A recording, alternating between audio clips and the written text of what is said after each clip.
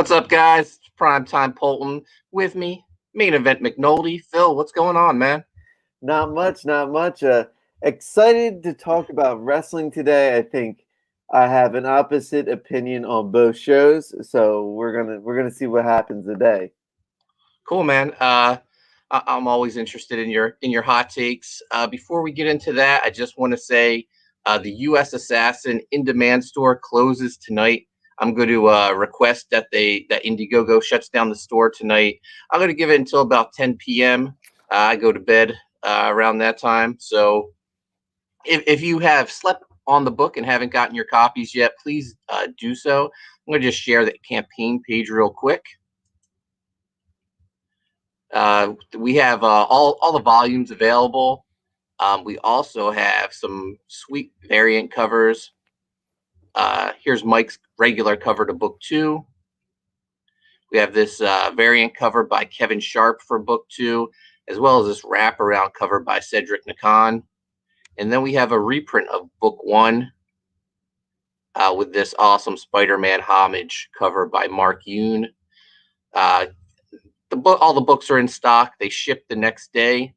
I'm really happy with the support Mike and I got for this campaign of U.S. Assassin, but we're getting ready to launch Volume 3 in the spring. So we want to shut down the store, get all the orders out, and my wife really wants all these books out of our basement. So once all the orders are shipped out, I'm going to split the rest of the stock with Mike, and then we're going to just push forward to Volume 3. One last thing, I also just want to share the Eddie Edwards shirt that's available on shopimpact.com.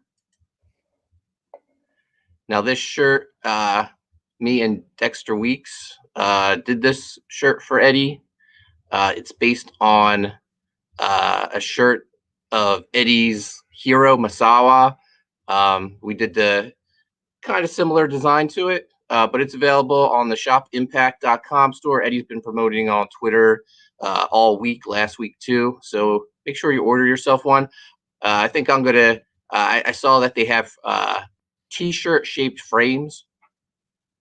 So I'm going to put mine in a frame and display it down here in the man cave. Adding another title to your collection, so to speak. Yeah, absolutely. So big week for wrestling. First up, before we get into that, you were texting me last night asking me, are Cass and Enzo part of Impact? They made an appearance. They were doing a taping for Impact Plus. I guess Enzo was wrestling a match, and he was getting beat down, and Hernandez and Big Cass came to his rescue. So it's cool to see. We're going to see, I guess, eventually this Impact Plus special, and Enzo and Big Cass will be on there. I'm actually looking forward to it. I was looking forward when they made that run-in on Ring of Honor a couple of years ago that didn't go anywhere. And I liked them in WWE. I thought they didn't get a fair shake. Yeah, I think, especially with Enzo, I think when Enzo was cleared of all these charges and you see all the allegations that happened to other wrestlers, you realize that, wait a second, this guy was actually being framed. He had pretty much got a raw deal, so to speak. He may not be everybody's cup of tea, but that's no reason for a guy to lose his job, right? So, and plus, he's just so good on the mic. It's going to be, this is one of those things where it could be a dial turner. Because if you see Enzo and Cass on your screen, I don't care who you are, you're going to want to see what they do. So I'm hoping they didn't lose too much traction, because I think both of them got some pretty shitty deals. Yeah, and how about when he was 205 cruiserweight champ? He was the best thing going on that brand at the time. It was in the main event. It was I forget who was Brock Lesnar was the champion. So they really didn't have a champion every week, and Enzo was the main event because his mouth is the main event. So I think that'd be a huge get for Impact, and really because I don't see AEW, so I see them sort of as almost a bit snobby when it comes to signing some talent. Yeah. Yeah, no. Impact. Well, you know what? Enzo has appeared on uh, the Good Brothers Talking Shopomania. So I feel like he's close with the Good Brothers. And I don't know. They always joke that Gallows is part of uh, talent relations at Impact. So who knows? Maybe he is pulling some strings. So you can get Enzo in there. This I hope it happens because I think what this past episode of Impact proved is that it's still the best wrestling show out there. And we'll get to that later on. My thoughts on AEW, but spoiler alert for Impact, probably one of their best outputs. Could be top three, and it's only what a couple months into. We're gonna just enter the third month of the year. That's how good Impact has been. Yeah, we rave about Impact practically every week. But speaking of Impact, we're going to dive right in. They kick off their show hot with a tables match. Cody Deaner versus Jake something, formerly the Deaners, part of the tag team division, but Cody turned on Jake, joined Violent by Design, and you felt that Cody was going to be the breakout star. I was like, no, I see something in Jake something, no pun intended. And I think Impact sees something in Jake something as well, because not only did the guy kick off the show, but he closed out the show, and we'll get into that later. But do you still think Cody's the breakout? He's I the was Shawn Michaels of the team? I was about to bring this up on the podcast because I remember we said there's either two ways this goes. It goes to getting Deaner up to put Jake something over, or Jake something is going to be putting over Deaner. And I think we realized, I think Violent by Design has become almost, dare I say, early hurt business, where they are set up to lose, as weird as that sounds. They come in, win, beat up some fan favorites that you know are going to lose, and then end up losing to the guys that you really are just like, eh. And I felt that sort of, but I will say Jake something showed something this episode, really a spotlight episode for him that I did not see coming, and I was pleasantly surprised by it. Yeah, so Diener, Cody, and Jake something have their tables match. It's a good match. Surprisingly violent by design isn't out by ringside. Cody wanted to do this alone. He had something to prove, but Jake something gets the win. There was some good, some almost cringeworthy spots. There was a spot where Jake something ran right into the edge of the table, which I thought was, if it was a planned spot, that's a great spot because it looked legit. They all the fun like fend off defeat table spots are that's my favorite thing about a tables match. It's because going through the table is a one shot deal, but when you have to sort of like balance it out and all the dramas there, it's sort of almost like when you're at the ladder match and someone's hanging off from it. I love the fake spots on here, and they had me fooled a couple of times because I really didn't think something was going over. And that's why that the final table spot just really was nice and really effective and made me think, okay.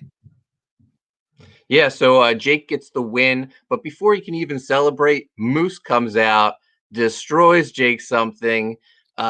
Impact officials come to separate him. Scott D'Amore comes out. He's pissed off. He's yelling at Moose, saying that Moose wants a title shot. Well, he's going to get his title shot. He's been wearing this TNA title for months. Now he's going to defend it because Scott D'Amore's making it an official Impact title, and he's going to defend it tonight against Jake something, who, after the beatdown, he fired up and he wanted a piece of Moose, showing a lot of resilience. So we start the show off super hot. What do you think about the TNA title becoming a separate world title in Impact? It gave me the extra points I needed to get some extra points in as we get the home stretch of our fantasy league. So I was able to get 2 more points later on in the night, thankfully, for a successful title defense. But I love it, and I think I think we were on the fence. Remember, we speculated with this whole crossover and with this whole AEW presence, and we know Impact filmed so many episodes at a time, which is why Kenny Omega was alluded to that first sort of round of taping afterwards, kind of be like, oh, you'll see him again later. Um, and we speculated, oh, is this sort of the end of that belt collector gimmick? But I think with they're really focusing getting Moxley written off AEW, and it's affecting Impact's booking, and I think this is going to have where somehow Rich Swan beats Moose. Moose still has his recognized title, right? And that's when Kenny Omega can take the Impact title off of a face, so it's not like a heel matchup. And quite frankly, I wouldn't want to see Moose as a face anyway if he were to win and supposedly drop the belt to Omega. So, um, I'm glad for Moose because I think he deserves to be the face of the company. So the upcoming Impact pay-per-view is Rebellion. It has the Omega logo in there. Who is Kenny Omega going to face? Is he facing Moose or is he facing Rich Swan at that pay-per-view? Or is it a three-way? It's going to be one-on-one between Omega and Swan, and I think Moose lends a hand into Rich Swan's defeat. And I think that's what's going to happen. Maybe he feels cheated, so that way Omega can take that belt wherever he wants, and then Impact can still have that TNA championship, which if people are still calling it TNA, I have friends who haven't watched Impact in forever, and they were started to watch AEW, and because of that, tuned into Impact. So it's the cross promotions working, and I think they are forever going to be TNA. And I think just having the TNA title be your main title for a while is a really smart idea. Shout out to best friend Sean in the chat. What's up, Sean? You need to start watching wrestling so you can join us. Otherwise, tune in later in the week, and we'll be doing a best friend show where me, Phil, and Sean get together. It was a disaster last week. The format is coming. The format is coming. All right. So after the match, where are we? Post match. Oh, we already got that. Okay, we go to match number 2, and this is a 6-man tag. We got Trey Miguel, Willie Mack, and Josh Alexander teaming up to go against Ace Austin, Chris Bay, and Black Taurus. And winning team will compete in a 3-way the following week, and the winner of that gets an X Division title shot. Very convoluted, considering Ace Austin won the X Cup tournament, and he should obviously be the number 1 contender. Black Taurus is taking the place of Sammy Guevara, apparently, because this was Sammy's spot in his Impact run that didn't happen. I can see why. If I'm Sammy Guevara and the best you can do for me is throw me in the poorest booked championship in professional wrestling with the X Division title. It is so bad and it's so cringeworthy that if I'm Sammy Guevara, no way I'm doing the same thing. No way do I want to be stuck in a match that has Willie Mack, a perpetual loser, Chris Bay, a perpetual loser, Ace Austin, who's so poorly booked, and Josh Alexander, who is clearly the guy they want to try to push, right? I'm not on one no part of this match if I'm Sammy Guevara, but as a viewer, I was actually entertained by this match, except for the Taurus, because I will not call him Taurus. So Phil, even though Phil, crapped all over this is a pretty good match. And the X Division has been pretty strong the last couple of weeks. What is a little head scratching, though, is the fact that 2 guys that they have really been building up the past few weeks, Trey Miguel, Josh Alexander, they're on the losing side of this. I'm actually glad they are, because you got to get Ace Austin this title and fast, because TJP and bro, they need to move away from that. I don't know how Chris Bay moved out of that loser trio, but good on him. But those 2 are just, you got to get them out. Yeah, so the team of Bay, Austin, and Black Taurus get the win. Chris Bay actually gets the pinfall, which was surprising too, because he hasn't really been winning that much either, except when he's been teaming up with Moose, which I actually like them as a combination. I wouldn't mind seeing Chris Bay as sort of like the lackey sidekick of Moose, because Moose is so serious, and I feel like Chris Bay has great like facial gestures, just like reacting Mhm. off Moose and how scary he is. So next week it's going to be Bay, Ace Austin, Black Truce competing for the number one contendership of the X division. I think we're both in agreement. This is Ace Austin's match to lose. He has to win this. The poor guy deserves it, man. If you were gonna, because I think back to how we got to Rich Swan, right? And you're like, poor Eddie did not have to lose that title to go through all that stuff. He didn't have to win it to just be a transitional champion. At least you could have made that for Ace Austin to give him a little bit of a run, because just like Jericho, remember he was the undisputed champion, right? His first real big title, and he was stripped shortly by Triple H, whether you believe by politics or rating, whatever you say. But that's what sort of gave him the confidence, because he went back into it. And then when he got his second world championship run with Shawn Michaels, you realize, okay, he is a main player. And I think that's what they could have done with Ace Austin, but that weird booking and then how to get from point A to point B was so convoluted in between. So yeah, it's Ace Austin. It's got to be Ace Austin.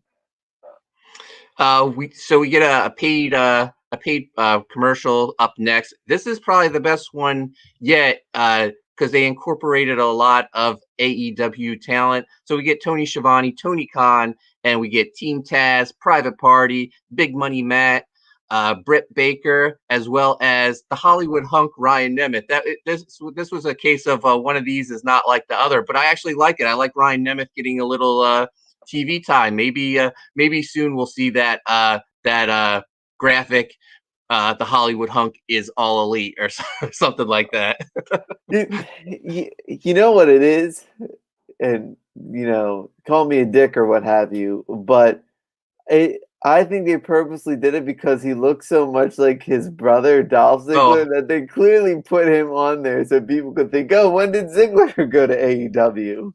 yeah, absolutely. One of the best things is watching Dolph Ziggler post or tweets, just like him watching a monitor, and then someone photoshops Ryan Nemeth like screaming out in pain because he's always like losing, and it's just great stuff. Oh man, imagine what Ziggler would be on this AEW roster. Probably Yeah. lost in the shuffle, but at least a little bit more of a highlight than he is on the other shuffle he's lost in. And you notice when they had people talking in that paid spot, they gave the mic to Ricky Starks because the man's just awesome. He's great on the mic.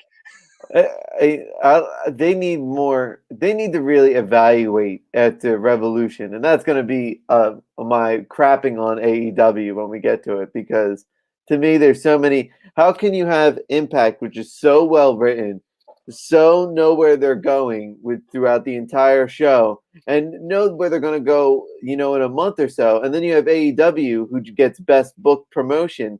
Yet half the time they're screwing up their own stories. So I mean, even with this next match with the Good Brothers versus Triple XL, like Triple XL got that push. It's what made the victory more impressive for the Good Brothers.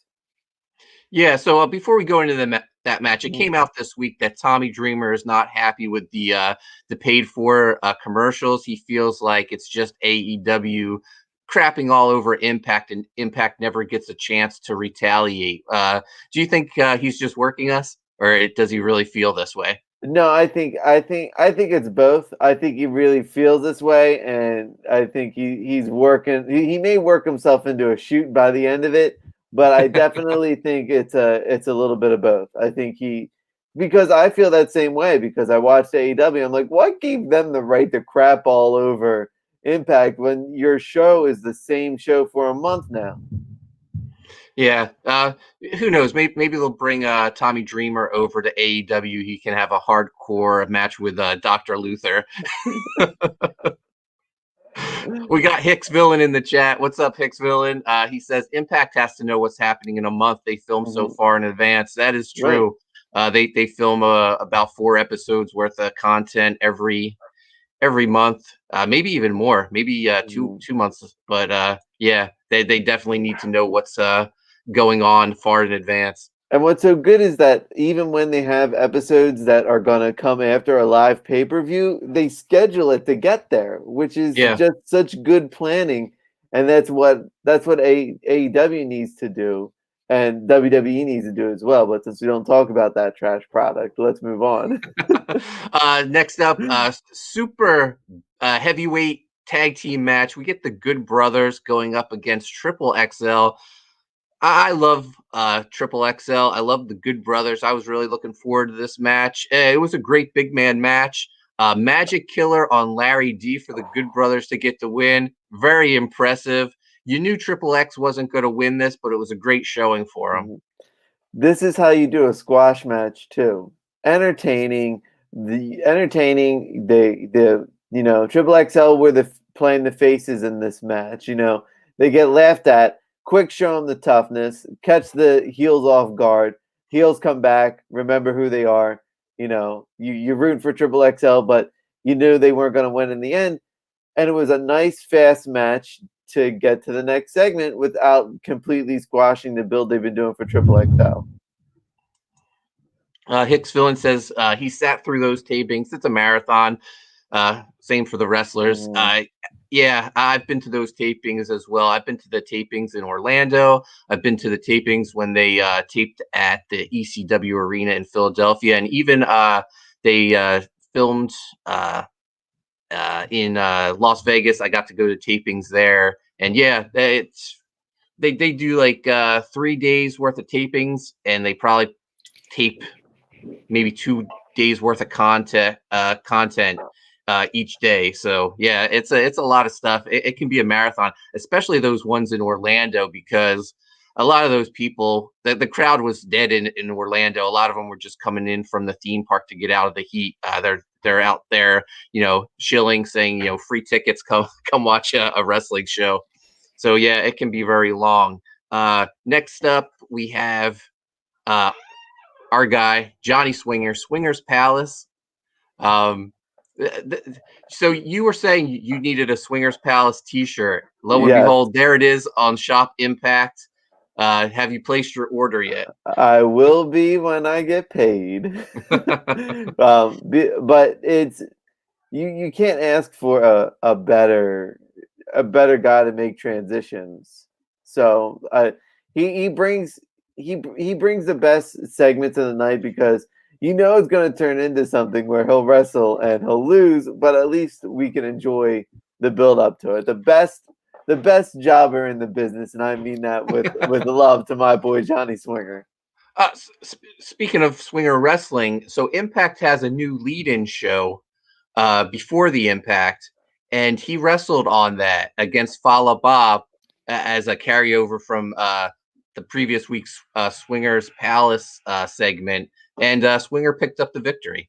Nice. So, I mean, if he was playing on your roster, you, He you would have would got get me the point, but I had yeah. him. But I had him on the bench because who knows what Johnny's? He's an honorary member. So so after the Swingers Palace segment, that was basically just to set up a match between James Storm and Rohit Raju. I'm so happy Rohit's out of the X Division picture right now. So that match will be next week. Then we get another backstage segment. We have the Good Brothers talking with Finn Juice backstage, just kind of like giving them a hard time, treating them like they're young boys. And Finn Juice sort of turns the table, gets the last word in. But they're not going to be competing. They're going to be teaming up next week against Reno Scum and Triple XL. It's just going to go poorly. And Someone from Reno Scum is taking the pin. oh, absolutely. Then we get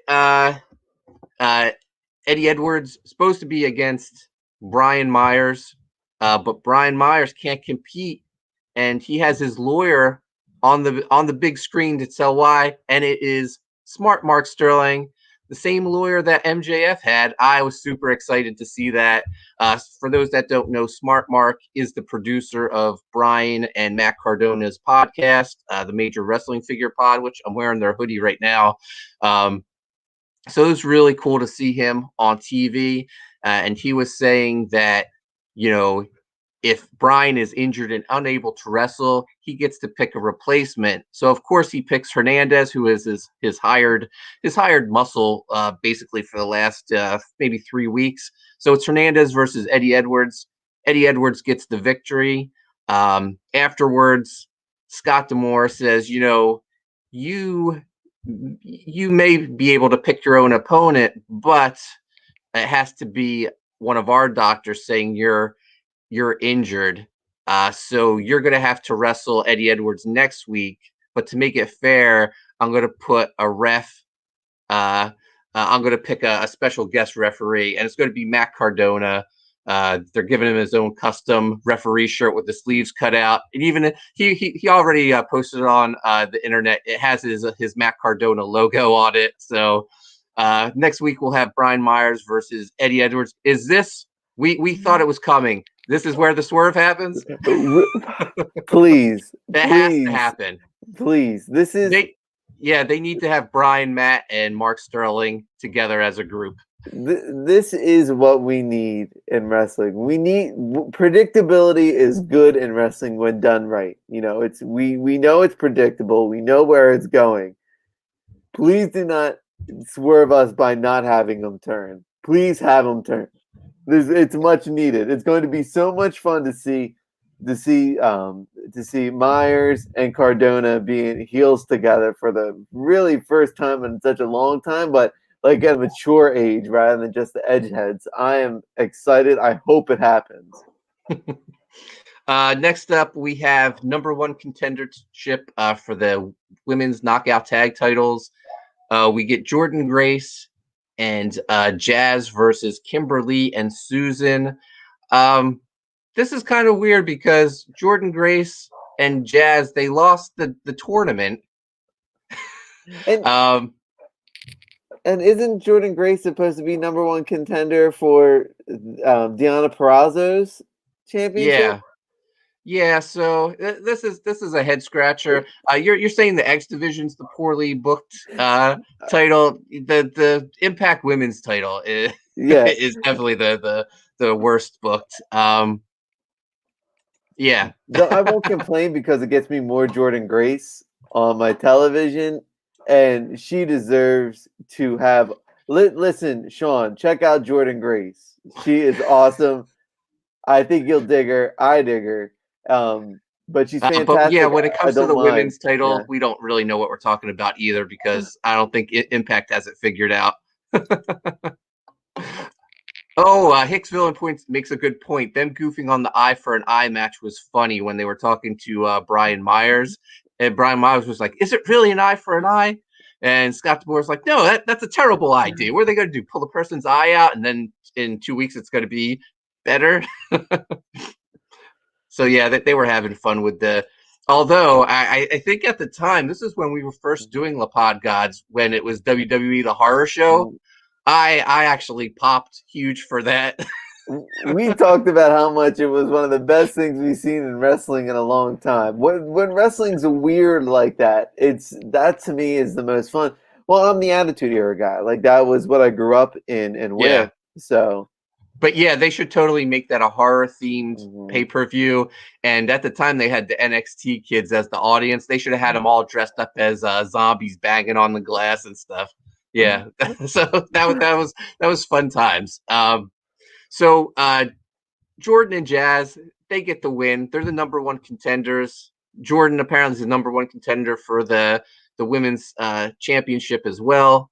I don't know. I don't the ever since I guess Kylie Ray left Impact, the whole women's division has been sort of a mess, and Impact really hasn't recovered from it, which is crazy because how long ago was it that Kylie Ray left?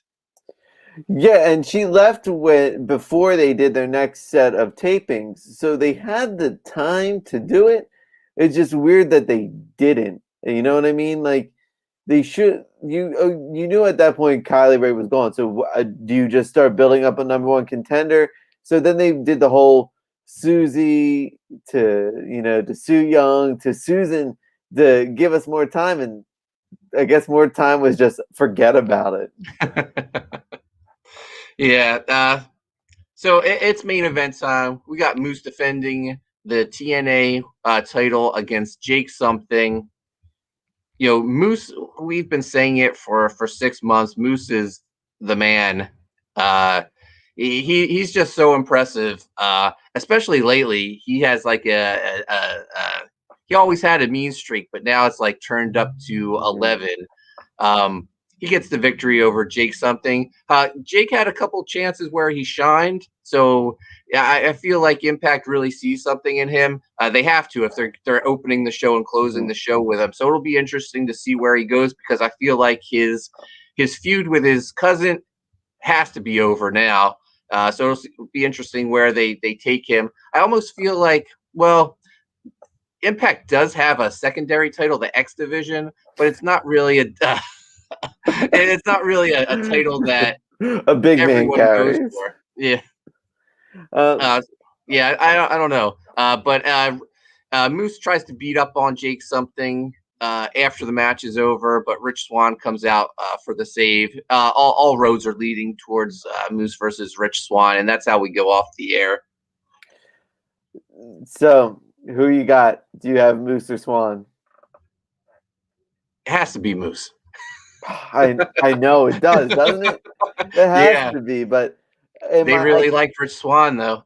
They for some reason, but here's again, we always said that the champion makes a championship because we have a real contender in Moose. The title's back to being relevant again. So it just shows you that the champion makes a championship, and you got to put it on Moose unless you're going to give it to Omega. And so who knows? Just as long as it's off Rich Swan.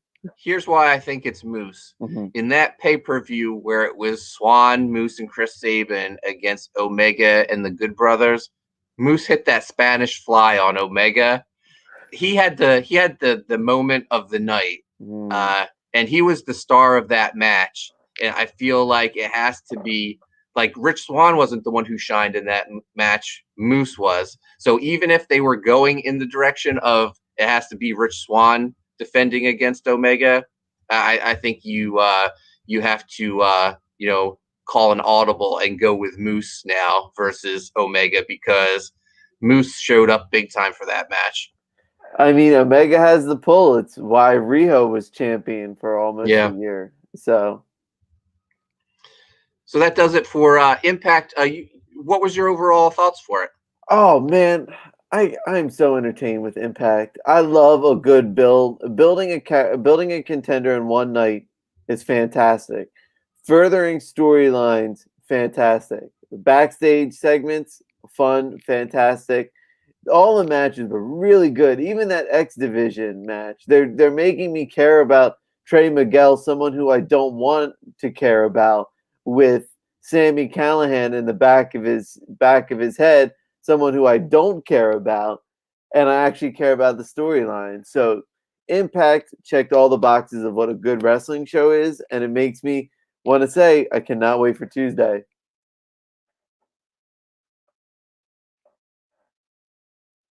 And I don't know if we lost Primetime or if we lost me. We'll see. Anywho, I don't have stuff to shill like Primetime here.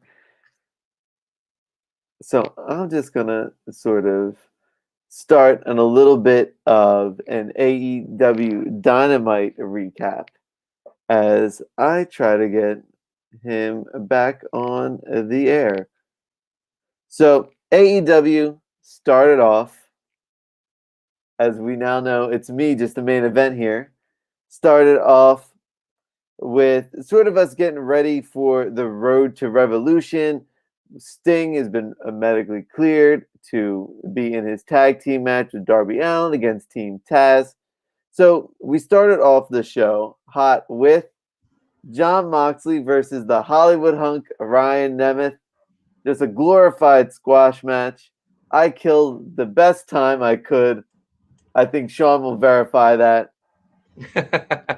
Yeah, glad to see Sean still here. I'm still here too. I got knocked out and had to pop back in, so it's good to see Phil took the reins and ran with it. I said I don't have product to shill, but I can have time to waste. So let's go on and talk about AEW.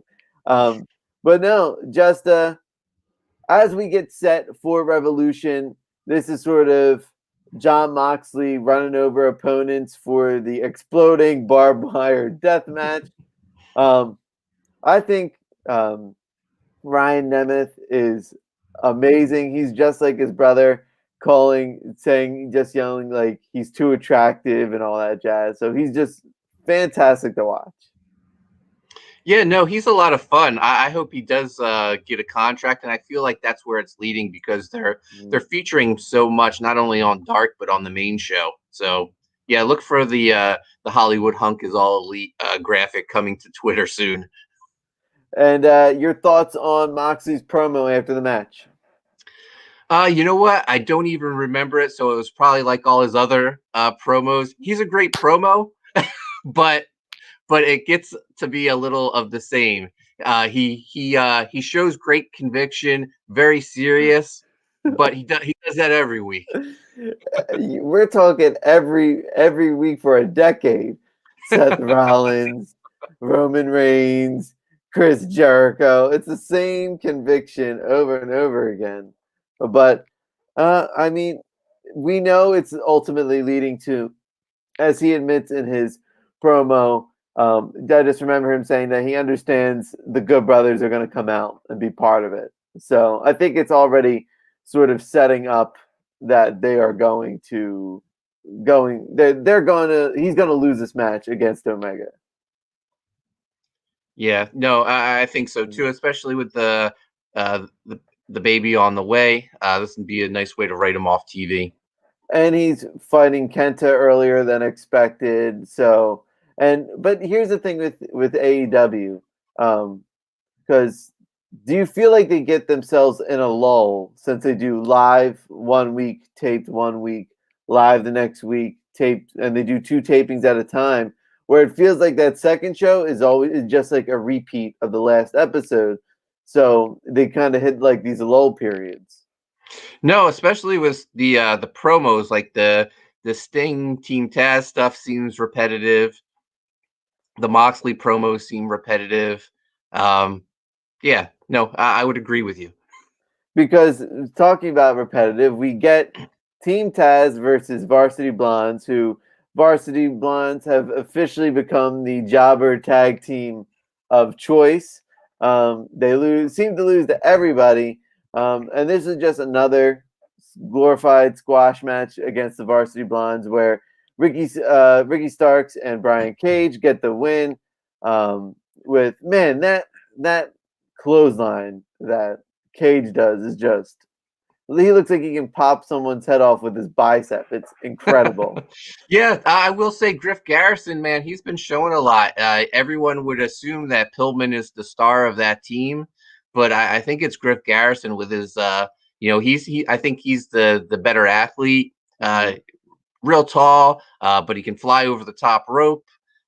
He had a pretty hot sequence in the match, but yeah, this was a showcase for Team Taz just to destroy someone, and then we get the car dragging the body, which we laugh about because Darby Allin, like who would put themselves in this danger week after week. But I have to admit, when they showed it was Sting driving the car and then he unzipped the body bag and Darby popped out smiling and waving, I thought that was great.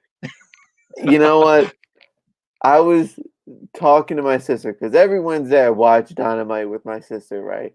And she keeps it real every time we watch it. She goes, this piece of shit is not making me want to watch wrestling anymore, right? She's very critical of it. And she was like, she's like, here we go.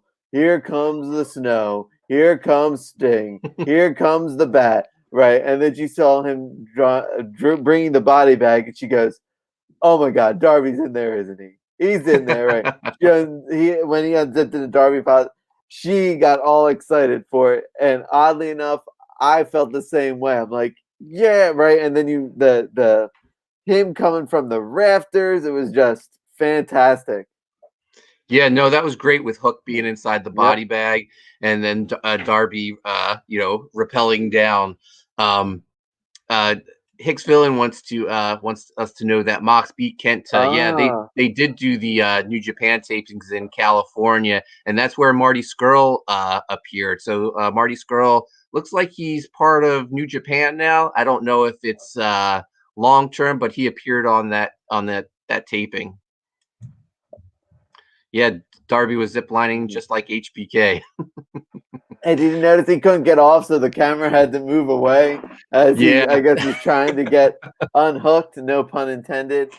But man, that swerve with Hook being in the bag was hilarious.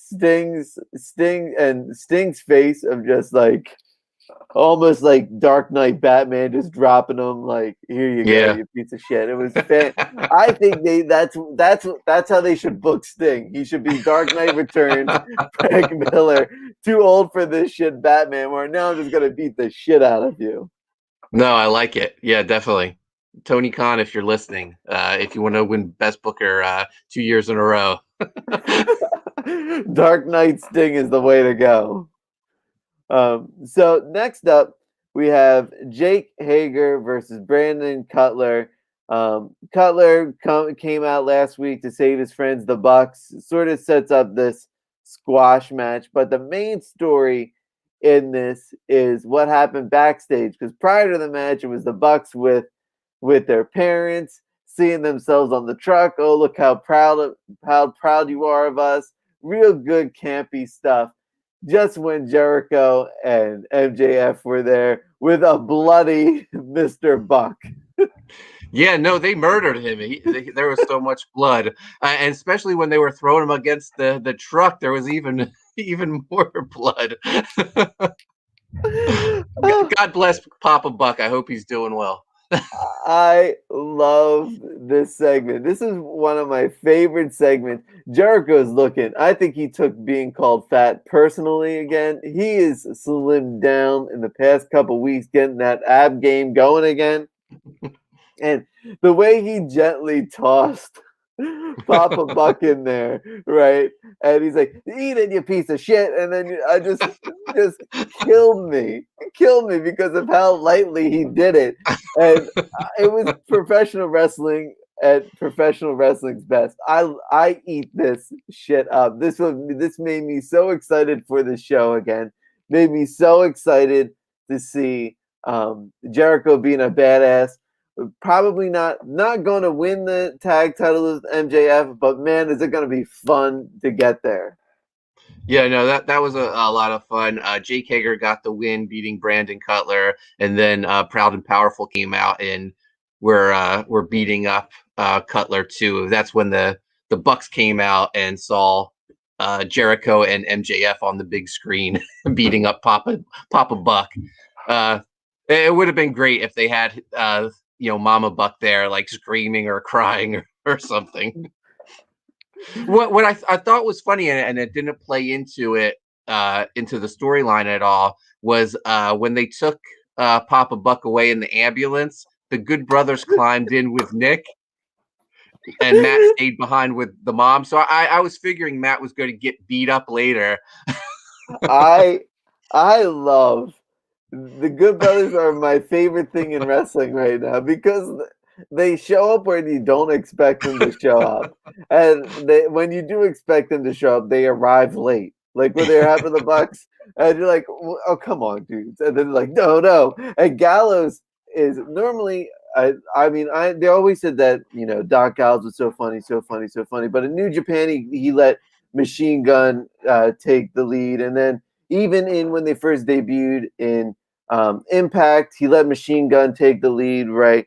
Now I just see Gallows just do. He does all this crazy stuff when he's like he goes when the way he like caressed like Papa Buck on the stretcher. Oh no! He just came out of the corner going, oh no! Like he didn't like he just no sold it. I'm like, this is Gallows, and he's hopped in before Matt Jackson, which he's like, let's get them in, guys. It just killed me. I love the Good Brothers.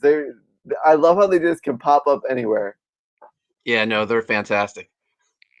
So next up, we had a continuation, sort of a more build up to this big money match between Hangman Page and Matt Hardy, where Hangman's trying to get revenge on the Jacksonville Jaguar mascot, as it was Isaiah Cassidy last week.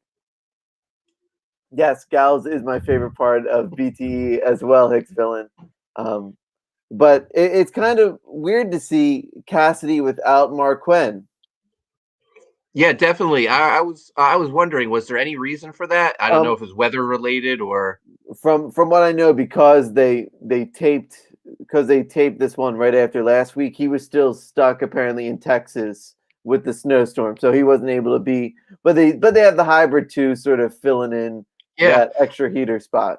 I will say Isaiah Cassidy showed me a lot though in this singles match. He's bulked up quite a bit since he was first signed. So he looked good. Yeah, I really can't complain about Hangman Page. Has been my favorite part of AEW. When I say these lull periods, the one person who is never stuck in that sort of like quicksand is Hangman. Whether he's working with FTR, whether he was with Kenny, whether he felt like he wasn't part of the elite anymore, whether he was feeling depressed after his loss to Jericho, like he's now was trying to get recruited by everybody. Hangman Page's storylines continue to impress me every week, and this is so much fun to really bring in the Dark Order for these saves. Yeah, so when Hangman got thrown out to the outside, Matt was beating up on him, and who comes out to let the referee know what's going on? But it's Silvers and Reynolds. Matt gets thrown out, and they stay ringside and cheer Hangman on. They're great. They're just so much fun to watch. They're so much fun on being the elite. So I'm glad that Hangman's paired up with the Dark Order, or at least appearing that way. And what I like about the Dark Order is that you're starting to see who's slipping to the jobber role to be the sympathetic jobber of the group. And of course, it's Alan Angels because, there's nothing really too big for him now. But man, the way he gets beat up and Hangman sort of feels responsible, it's great. It's GSP. It's great shit, pal. Well, how about was it last week on Being the Elite when Hangman agrees to hang out with them and everyone like leaves to go watch Hangman piss? Uno stays behind and he was like, "5, we're proud of you." And so like, it's like it's carrying over into Being the Elite. That he looks like he's bulked up, and he the previous week he faced off against Matt during the beatdown segment. So it's cool to see him starting to shine because he was the one person left off the Brody tribute, but he was paired up with Little Brody, which at the time I said I thought maybe was the most important role. So it's good to see him getting some in-ring shine too. So we've been talking about one of the worst bookings of any title in all of the Sport of Kings, and there is no worse booked division than the women's division in AEW. Why is Britt Baker losing to Nyla Rose? Well, here's the thing. Nyla Rose should be a dominant champion, but AEW won't like touch on the fact why she should be dominating women.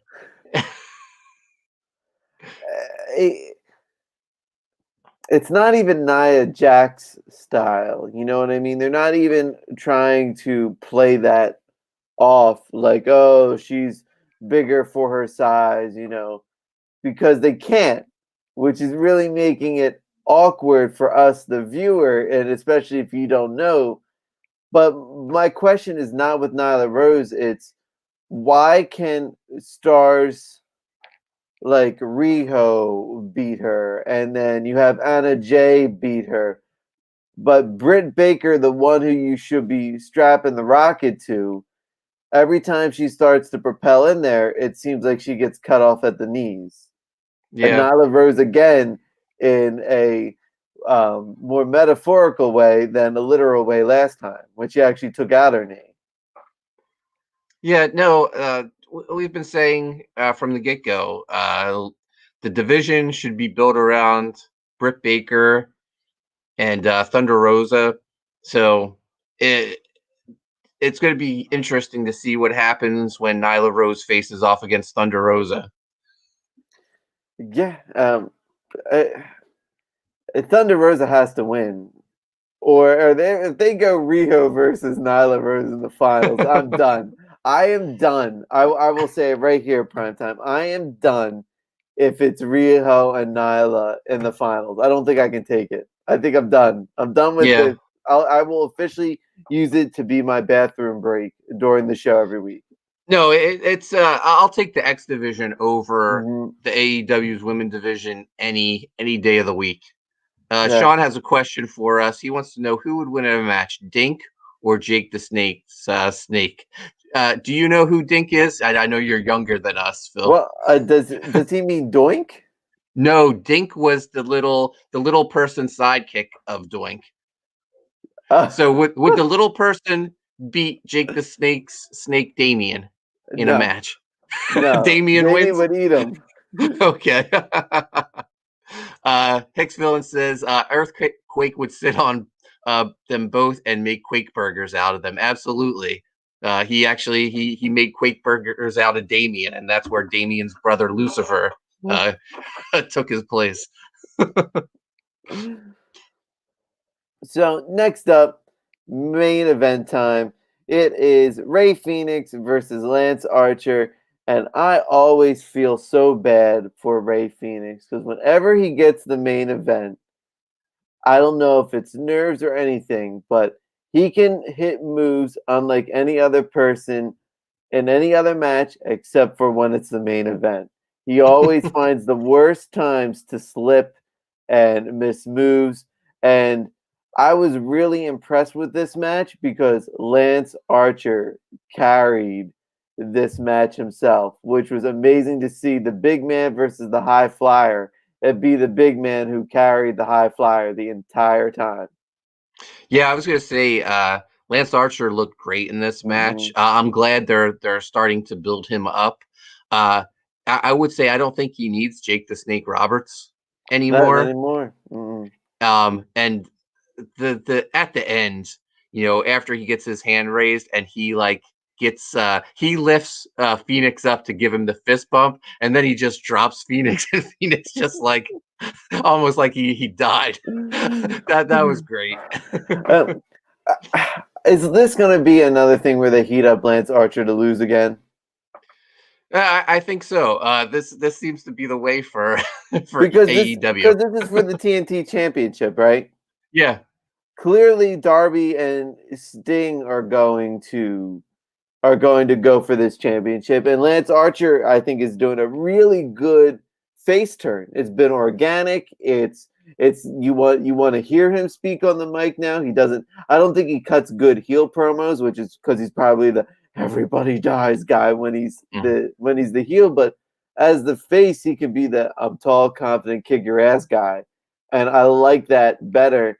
So I hope they don't do him dirty like that, but it looks like that's where it's going. how many spots are left in that that match? Are there I two think spots left? I think there are two more spots left. Yeah, Any chance will be a surprise? Maybe you know someone that with a big ego. that would be amazing. That I hope so. Let's hope all ego is Yeah, all elite. because they have one more television Mm, before the pay-per-view, right? right. So maybe they qualify the fifth person, and then the sixth person is a surprise. They always had that wild card shit in there. Yeah, that would be awesome. So that concludes AEW Dynamite for the week. Just a quick Kenny Omega promo, him doing something. These things need to be longer with Kenny. I feel like you need to continue making him the star of the show because he's star one week, doesn't star the next week. And this title reign, I think, is so important because it's been so good up until this point. And now that Moxie's back in it, you're going to need Kenny to carry that again, promo wise, because as we've seen, Moxie doesn't have that range. Hicks Villain's calling it. He says Archer will win the ladder match. Then we'll see Sting and Jake face off, making Darby Lance spin the wheel, make the deal. Oh, that'd be awesome. that I think that's might be before your time, Phil. But It is before my time, but I know of it. So there we go. Yeah, so Jake, when he had his short WCW run, him and Sting had a program where they did spin the wheel, make the deal, and it ended up it was so lame. It ended up being a coal miner glove match. So that'll do it for both programs. Another fun week of wrestling. I will say this over on WWE. I love Apollo Cruz's new gimmick. He's like a Nigerian royalty. He looks like $1 million in his new gear. Right. Whoever, you know what? Thankfully, a movie from the 80s is getting a sequel in today's climate. Because whoever the writer wanted to pitch this to Vince and say, remember that movie Coming to America? We want to do that for Apollo Crews. He's probably like, I love that movie. I saw it last year. So like he's probably, this is a good thing for him because Apollo Crews is one of those guys where you need to give him personality because he has none on his own. That's just real talk. But I'm excited to see where it goes. Clearly, this could be a funny character that gets him in a gimmick WrestleMania Rumble match in like 20 years. So tomorrow, Miz defends the WWE title against Lashley. Is Lashley winning the belt tomorrow night? Lashley wins it. Lesnar versus Lashley at WrestleMania. Oh, that would be interesting. But there is Fastlane coming up. Does Miz somehow weasel out of it and then lose it at Fastlane, or does Lashley win it, beats Drew at Fastlane, and then it's Lashley going over Miz, then beating Drew, and then going after Lesnar. Lesnar will probably be made the face in this match, so I think it's what the WWE needs, especially if they're looking to have fans in the stadium. I don't care what you say about Brock, he's still one of my entertaining matches because you always think he's gonna win. His villain says Vince's idea: make Apollo Nigerian so people will boo him. Yeah, no, that makes a ton of sense for Brock Lashley. It's a shame. I had Miz on my team. I did not play him the time he won the WWE title. So if somehow I lose our fantasy league, that'll come back to haunt me. I'm doing pretty good though. I'm up. I don't know. I haven't compiled my points yet for this week, but I think I'm up by 20, 25 points. I think you are too, because I just cracked the 150s, and I know you're in the 170s, so probably 25 points. But my thing is, after WrestleMania ends, Taya Valkyrie officially signed with WWE. She's in NXT. Forget it. Do not even. The women's division on Raw is trash right now.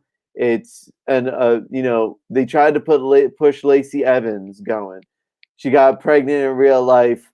That whole thing with Ric Flair got just wiped off. It's going to be Charlotte Flair again. Taya Valkyrie is a star. John Morrison is a star. Build them up to be WWE champion and WWE women's champion. Get it going. Pull the trigger. You need something new after WrestleMania. Come on, make Morrison champion. He deserves at least once in his career. Give him the Universal Championship. Oh, you know what? I would love it. I would love for Miz to retain and feud with Morrison and have Morrison win it off Miz.